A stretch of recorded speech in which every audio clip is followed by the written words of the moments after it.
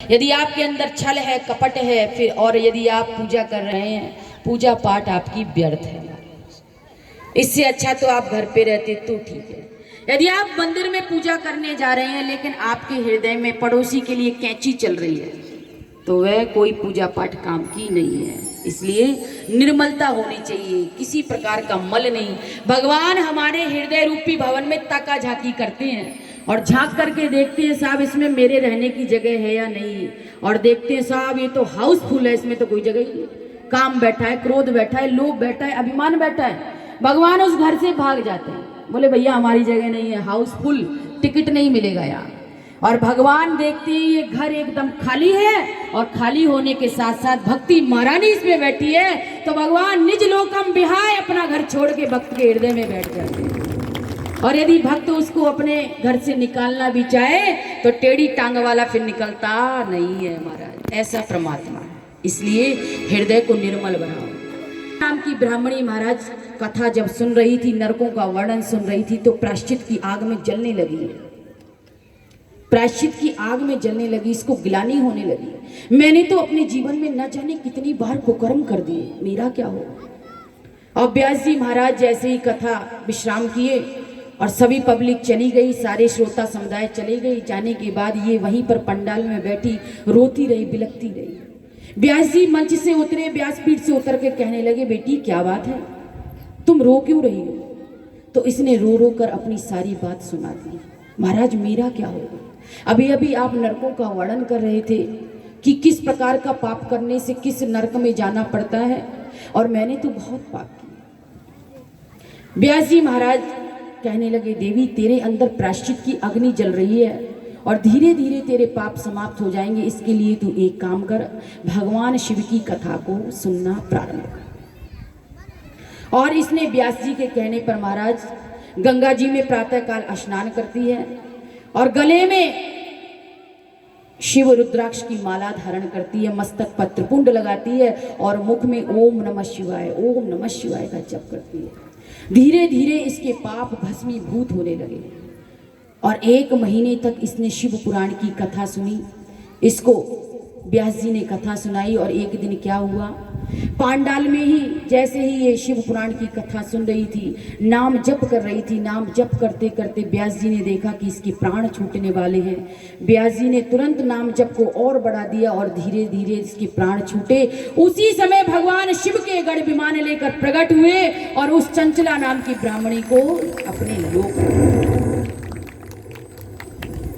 चंचला नाम की ब्राह्मणी भगवान शिव और माता पार्वती के कैलाश पर पहुंची। माता पार्वती ने कहा, ब्राह्मणी तूने भगवान भोलेनाथ की कथा को श्रवण किया है और शिव का अर्थ ही होता है जो समस्त जगत का कल्याण करते हैं, शिवम करोति कल्याणम। तूने उन भगवान शिव की कथा सुनी है, इसलिए तेरा कल्याण हो गया और आज से मैं तुझे अपनी सखी बनाती हूँ। महाराज माता पार्वती ने उस चंचला को अपनी सखी बना लिया। ध्यान से सुनना, बहुत सुंदर कथा है। जहां उनको जगह मिलेगी वो बैठ जाएंगे, आप लोग इधर उधर देखना मत प्रारंभ किया करो। कथा यदि छूट गई तो समझ में नहीं आने वाली। और महाराज माता पार्वती की वह सखी बनी और एक दिन माता पार्वती की चरण सेवा कर रही थी, चरणों को दबा रही थी। माता पार्वती बहुत प्रसन्न थी, सखी सभी सखियां बहुत प्रसन्न थी। माता पार्वती ने देखा चंचला बहुत दुखी है। माता पार्वती ने पूछा, क्या बात है सखी चंचला, तुम इतनी उदास क्यों हो। जैसे ही माँ पार्वती ने पूछा, चंचला रोने लगी और कहने लगी, माँ तू तो घट घट व्यापी है, तू तो सबके मन की जानने वाली है। माँ तू ही जान मैं क्यों इतनी परेशान है। माँ ने कहा, फिर भी तू अपने हृदय की व्यथा तो बता।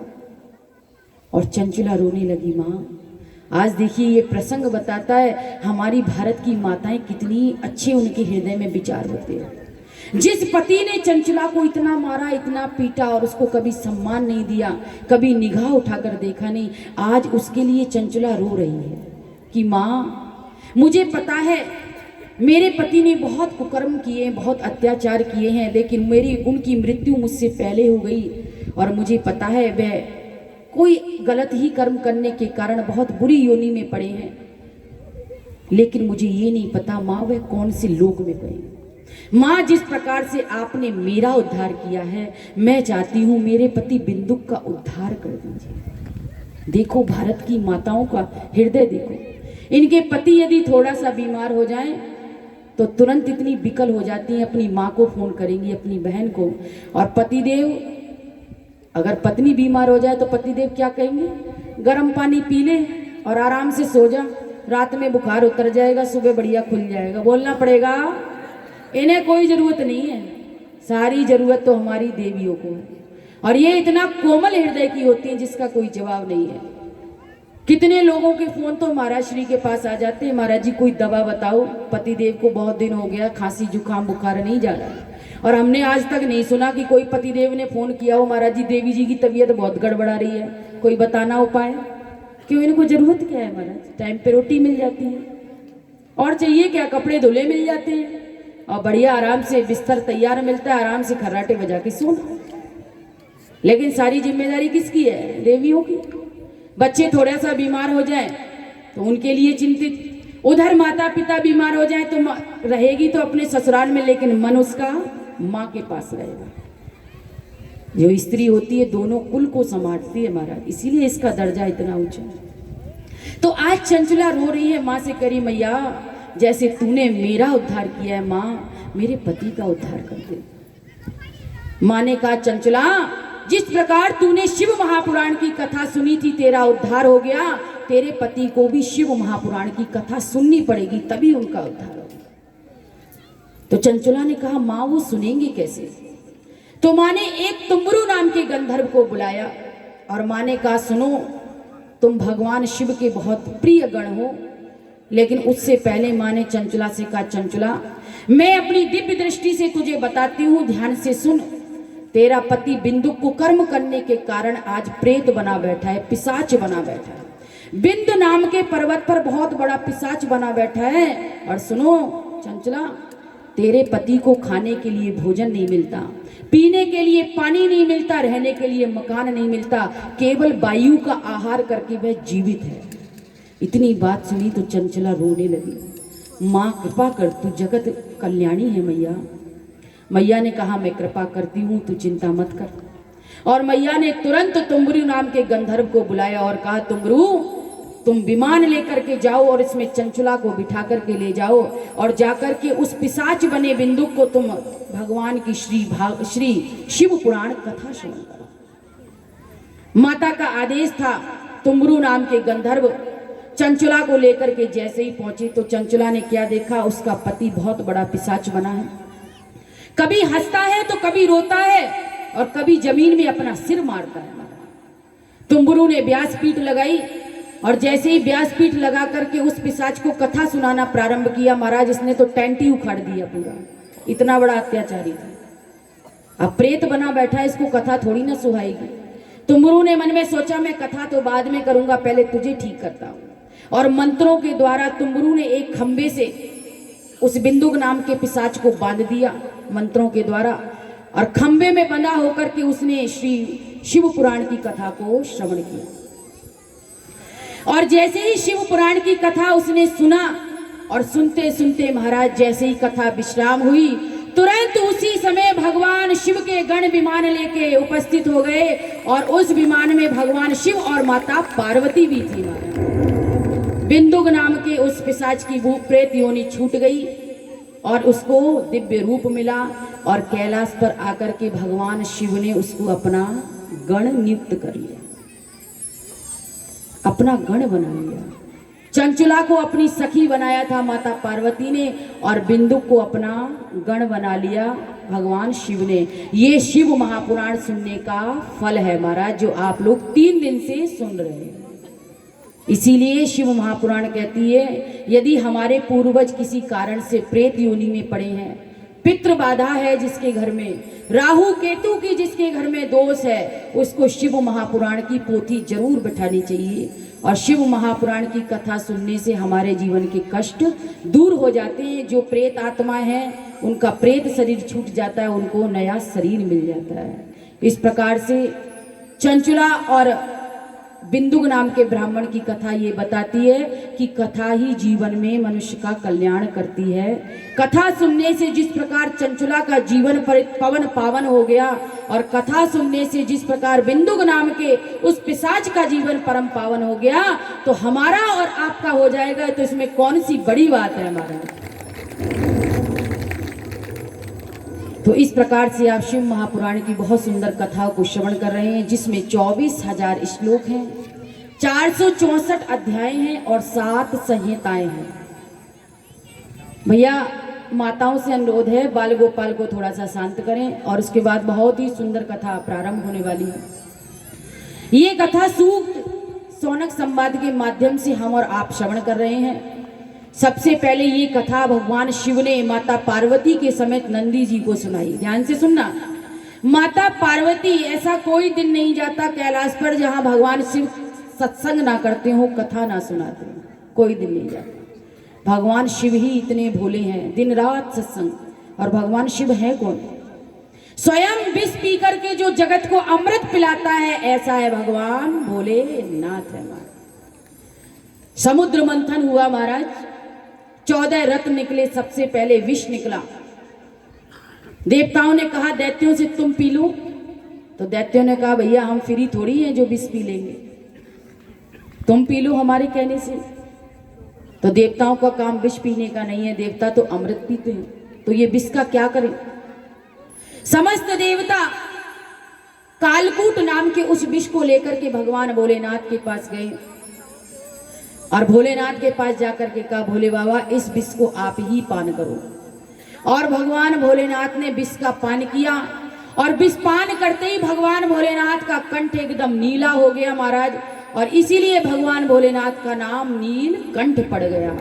बोलिए नीलकंठ भगवान की। ऐसे भगवान भोलेनाथ हैं।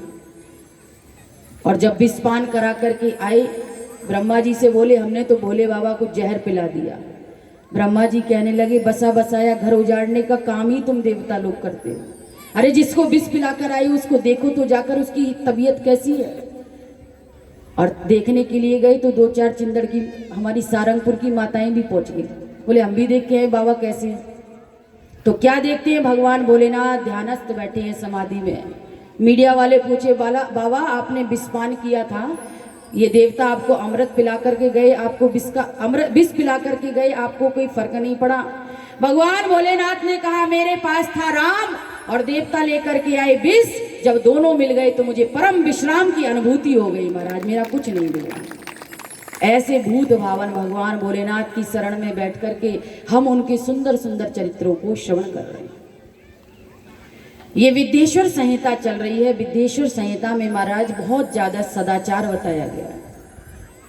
और जैसा कि मैं अभी बता रही थी कि सोमवती स्नान, जो लोग सोमवती अमावस्या पर स्नान करने जाते हैं 36 करोड़ तीर्थों का पुण्य मिलता है उनको। कितने 36 करोड़ तीर्थों में नहाने से जो पुण्य मिलता है वह पुण्य केवल सोमवती अमावस्या पर गंगा स्नान से मिल जाता है। इसलिए इस अमावस्या के लिए पांडव लोग जब वनवास के काल में थे तो तरस रहे थे कैसे भी सोमवती अमावस आए, लेकिन सोमवती अमावस नहीं आई। और अब तो महाराज कलिकाल में सोमवती अमावस खूब आती है। और इस प्रकार तीर्थों का स्नान बताया महाराज। और सूत सौनक जी महाराज सबसे पहले ये कथा भगवान शिव ने माता पार्वती को सुनाई, नंदी जी आदि गणों ने सुनी, और नंदी जी ने यह कथा कार्तिकेय जी को सुनाई, और कार्तिकेय जी ने यह कथा सनत कुमारों को सुनाई। किसको सुनाई? सनत कुमार। ये सनत कुमार कौन है? ब्रह्मा जी ने जब सृष्टि की रचना की तो सबसे पहले 4 कुमारों को जन्म दिया, सनक, सनंदन, सनातन और सनत कुमार। ब्रह्मा जी ने कहा पुत्रों तुम मेरा काम आगे बढ़ाओगे? बोले क्या काम है? बोले इस समय में सृष्टि की रचना कर रहा हूं, सृष्टि को आगे बढ़ाओ।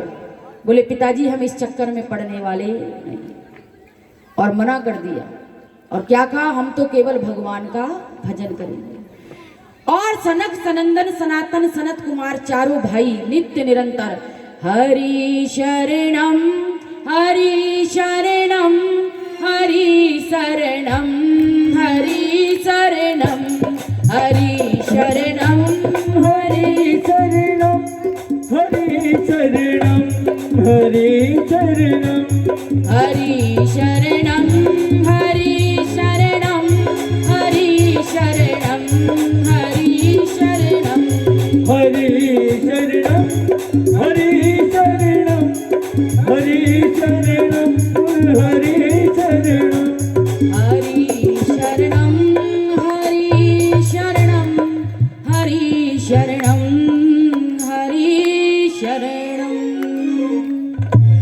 सनत कुमार 24 घंटे इसी मंत्र का जाप करते हैं और इस मंत्र का प्रभाव ऐसा है महाराज कि हमारे पूर्वजों के भी पूर्वज हो गए हैं, लेकिन 5 साल से 6 साल के नहीं हुए।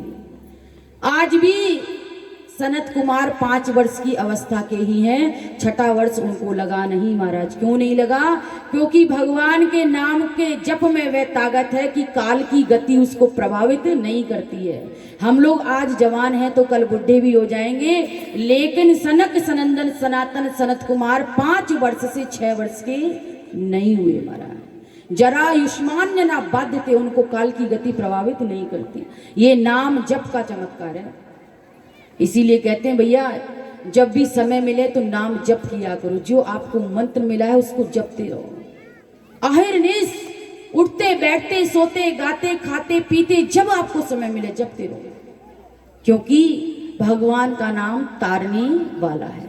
जिस प्रकार अग्नि जलती है और यदि अग्नि में आपका हाथ चला जाए, आपका जान के हाथ जाए या अनजाने में, लेकिन अपना काम अग्नि करके ही दिखाती है। क्या करती है? जला देती है। भाई सारंगपुर वालों को छोड़ देती हो तो मैं कह नहीं सकती, बोलना पड़ेगा। छोड़ देती है क्या? किसी भंडारे में अग्नि लग जाए, कोई भंडार गृह हो, तो अग्नि सोचे कि भाई यहाँ तो चीनी की बोरी रखी है, इसको छोड़ देना चाहिए, बड़ी मीठी है, तो छोड़ देगी, अग्नि लग जाएगी। और यदि किसी का हाथ तार में छुल जाए तो बिजली ये नहीं देखेगी कि इसने तो कल मेरी कथा सुनी थी, इसको करंट नहीं लगना चाहिए, झटका मार देगी। मारेगी कि नहीं?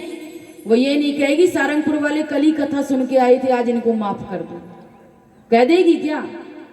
भैया आप लोगों को कह सकती है, आप लोग बिरले हो, लेकिन मुझे तो छोड़ेगी नहीं पक्का, बोलना पड़ेगा। जो गलती से विष पी लेता है, जहर पी लेता है, तो बताइए जहर अपना काम करता है कि नहीं? मार देता है, मारता है कि नहीं? उसी प्रकार यदि आपने गलती से भगवान का नाम लिया या मन से लिया भगवान का नाम, तो आपको तारे बिना छोड़ने वाला नहीं है महाराज, तार देगा। तालियां मरी मराई बजाना।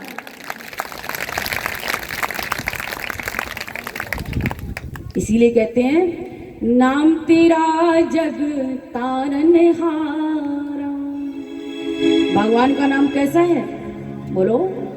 जग को तारने वाला है। जब विषपान करने से आदमी मर सकता है, अग्नि में हाथ जाने से अग्नि अपना काम कर देती है, तो धोखे से लिया हुआ भगवान का नाम क्या तार नहीं सकता? तार देता है। आइए, बहुत प्यारा भजन है, सुनते हुए आगे बढ़ते।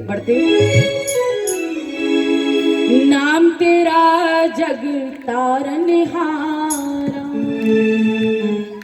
कब तेरा दर्शन होगा, तेरी रचना इतनी सुंदर। हम सब क्या है? उस परमात्मा की रचना ही तो है। इतनी बड़ी सृष्टि है 125 करोड़ की, लेकिन किसी का भी मुख किसी से मिलता नहीं है। किसी का चेहरा किसी से मिलता है? बोलो। और हम और आप कोई सृष्टि, कोई चित्र बनाने लगे तो एक दूसरे से चेहरा मिल जाता है। मिल जाता है कि नहीं? और इतनी 125 करोड़ की पब्लिक में किसी का चेहरा किसी से मिलता नहीं। कितनी बड़ी चित्रकारी है। ऐसा भगवान है। हम और आप उसकी कलाकारी तो है, इसलिए उसको याद करना क्यों छोड़े। सोच के देखिए, हम और आपको कितना सुंदर बनाया उसने। मुझे तो मेरी माताएं बहुत प्यारी लगती है, तो सोचिए वो कितना प्यारा होगा, वो कितना सुंदर होगा।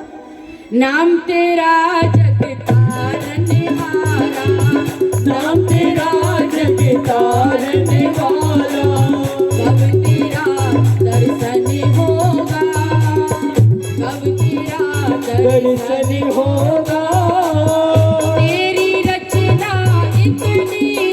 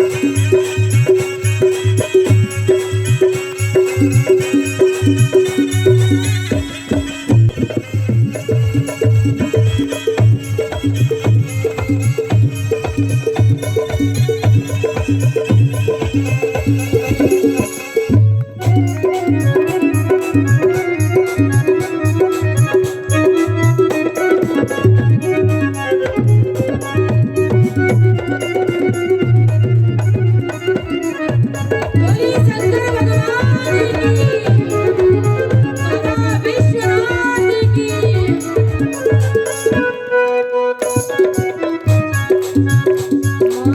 कहीं पे ऊंची चोटी, कहीं पे घाटी गहरी है, कहीं पे भूमि रेगिस्तानी, कहीं पे नदियां बह रही है, कहीं पे ऊंची पर्वत चोटी, कहीं पे घाटी गहरी है, कहीं पे भूमि रेगिस्तानी, कहीं पे नदियां बह रही है, कहीं पे नदियां बह रही है। मुरझाई है कहीं पे कलियां, मुरझाई है कहीं पे कलियां, मुरझाई है कहीं पे कलियां, मुरझाई है कहीं पे कलियां, कहीं खिला गुलशन होगा, तेरी रचना इतनी सुंदर, तू कितना सुंदर होगा, तू कितना सुंदर होगा। नाम तेरा जग तारनहारा, नाम तेरा जग तारनहारा, कब तेरा दर्शन होगा, तेरी रचना इतनी सुंदर, तो कितना सुंदर होगा, कितना सुंदर होगा।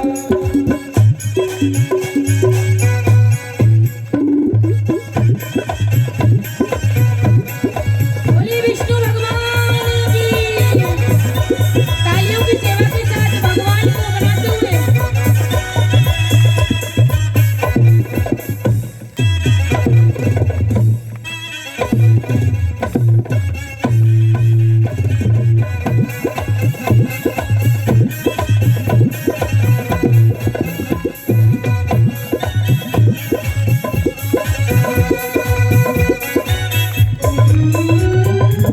भर दिया बेग पवन में तूने, खालीपन दिया अंबर को, ताप दे दिया अग्नि को तूने, बांझ बना भूमि बंजर को।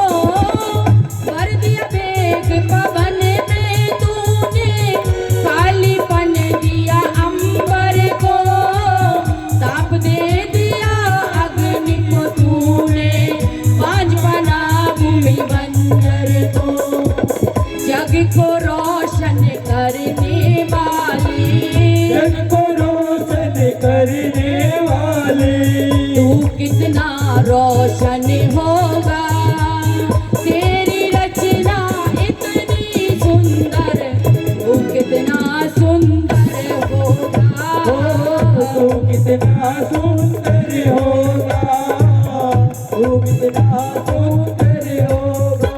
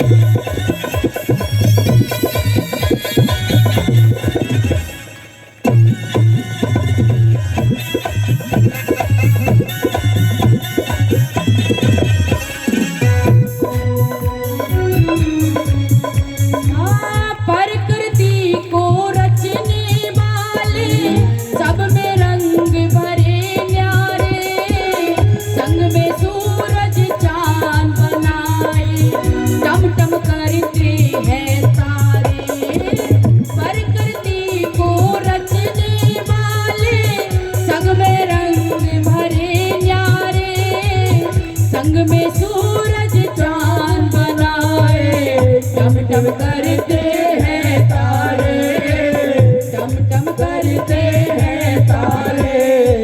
जग को शीतल रखने वाले, जग को शीतल रखने वाले, तू कितना शीतल होगा, तेरी रचना इतनी सुंदर, तू कितना सुंदर होगा, तू कितना सुंदर होगा, तू कितना सुंदर होगा, तू कितना सुंदर होगा, तू कितना सुंदर होगा, तू कितना सुंदर होगा, तू कितना सुंदर होगा।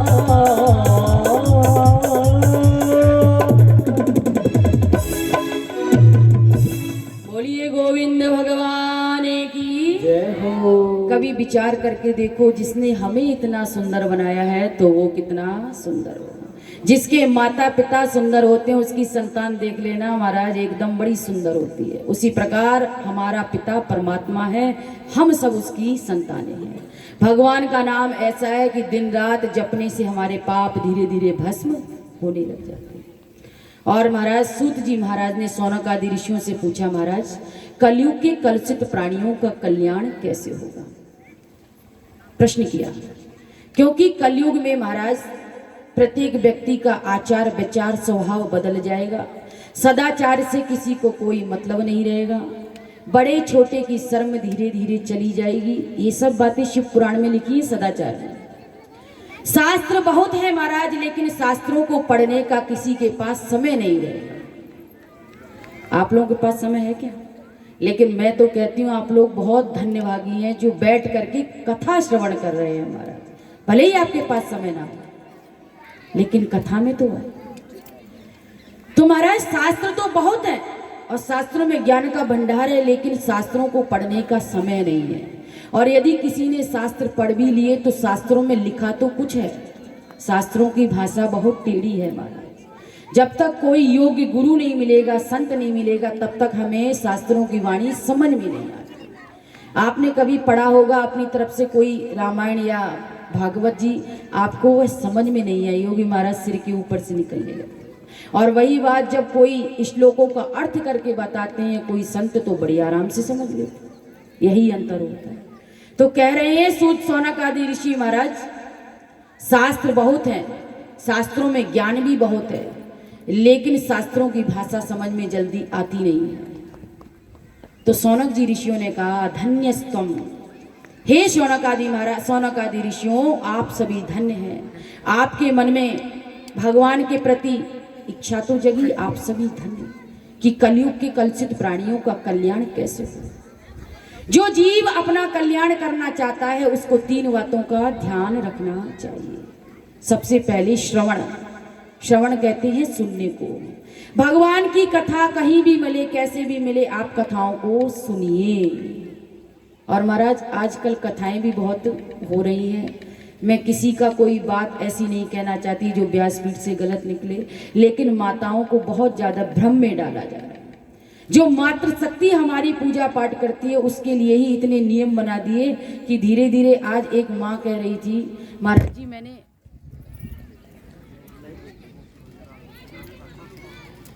आइए लाइट गई है, हम लोग बीच में नमः शिवाय का, भगवान भोलेनाथ का जाप करते हैं। नमः शिवाय शिव नमः शिवाय, हरे हरे भोले नमः शिवाय, ओम नमः शिवाय। सभी लोग तालियां बजाते हुए, इतनी संख्या है, गूंज जाना चाहिए पंडाल।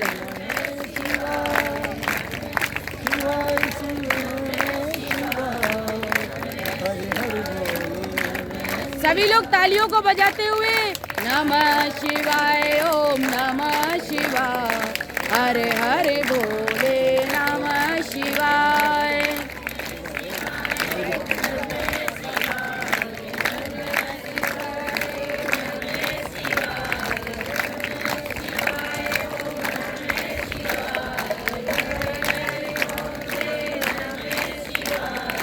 नमः शिवाय, ओम नमः शिवाय, हरे हरे भोले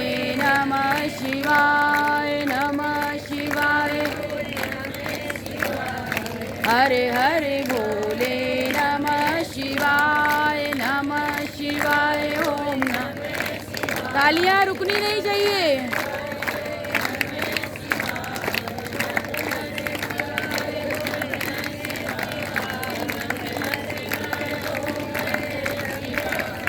हरे हरे भोले नमः शिवाय ओम नमः शिवाय।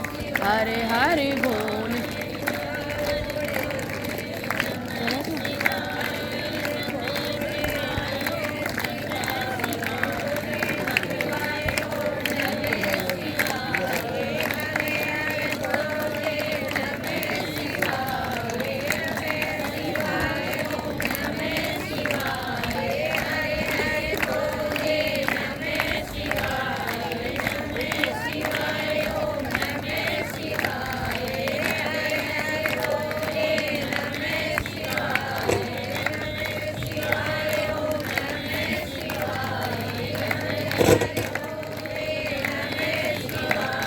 नमः शिवाय शिव नमः शिवाय।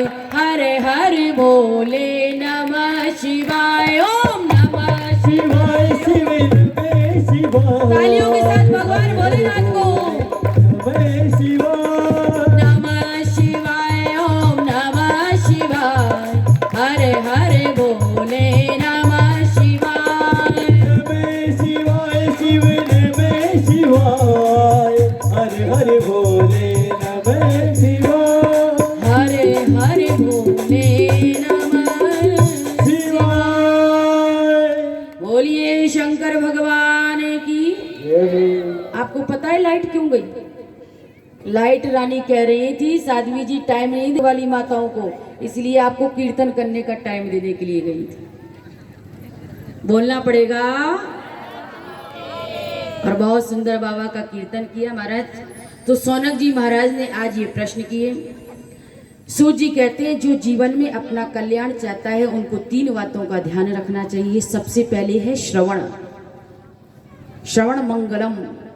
सुनने की बात हमेशा सबसे नंबर 1 पे आती। क्यों? क्योंकि जिसने सुना होगा वही दूसरे को सुना सकता है। समझ में आ रही है ना बात? श्रवण। और उसके बाद क्या है? कीर्तन। भगवान की कथाओं को खूब सुनिए और सुनते सुनते स्वयं उसमें रस